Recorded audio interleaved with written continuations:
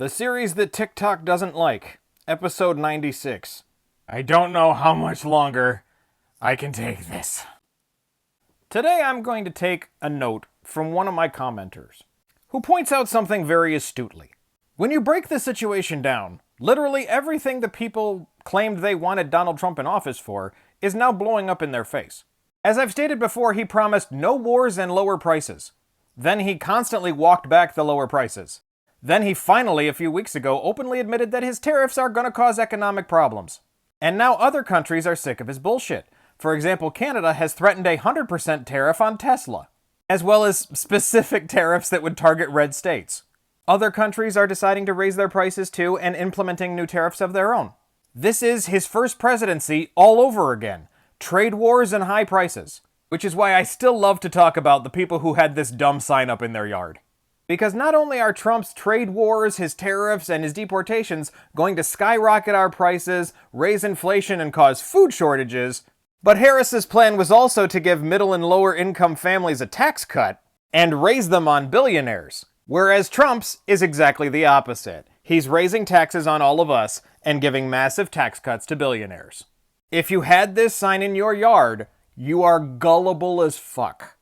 And along with those lower prices, like I said, he promised no wars, yet he's already threatened to invade and annex Canada, he's threatened war with Mexico, he's threatened war with Panama, he's threatened war with Denmark by saying he was going to take over Greenland, to which France retaliated by saying that they would protect Greenland from the United States.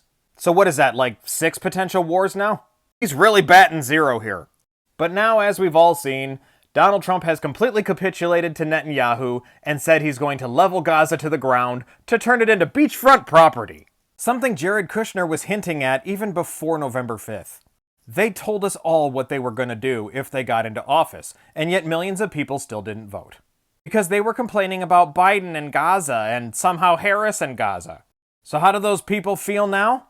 This person is very correct, as I've seen in videos as well. They're just doubling down and saying, Harris would have done the same thing, because they have no personal responsibility.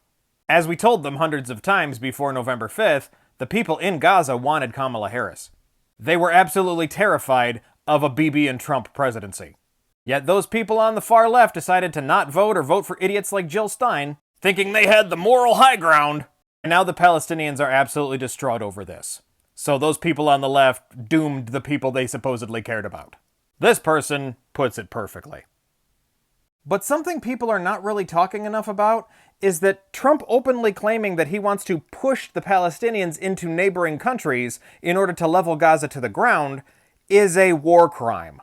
Forcefully removing people from their homeland is a war crime.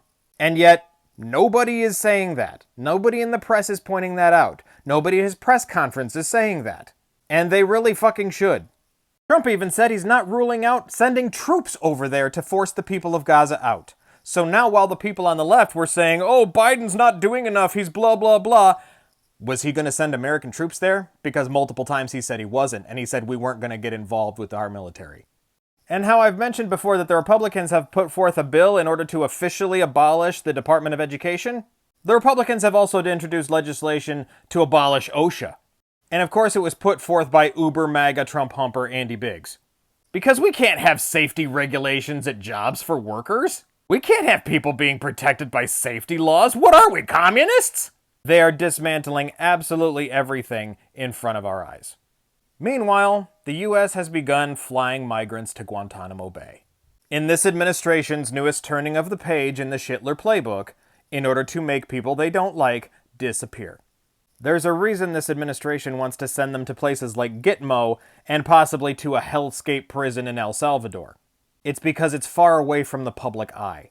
And don't kid yourself, because just like the camps that were concentrated back in the 1930s and 40s, most of these people will never leave there alive.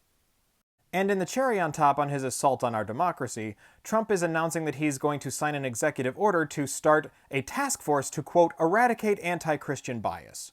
And not just in the government either. He said, we'll protect Christianity in our schools, our military, our government, and our workplaces, hospitals, and public squares. We'll bring our country back together as one nation under God. This is not only incredibly illegal and a flagrant violation of the First Amendment, But it also shows you the further steps of Project 2025 to turn us into a theocracy. Now, what does this remind me of? Can't quite put my finger on it.